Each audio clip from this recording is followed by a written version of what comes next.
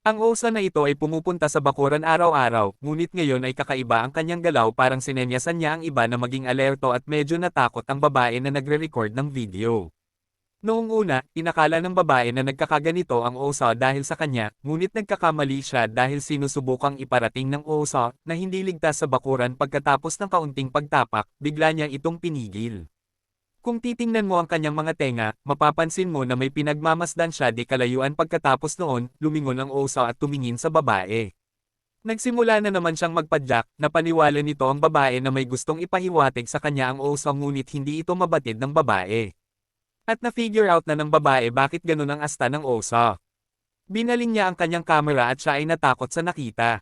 Napagtanto niya kung ano ang pinapahiwatig ng osa sa kanya. Makikita sa kamera na merong isang itim na oso na nagmamasid hindi kalayuan.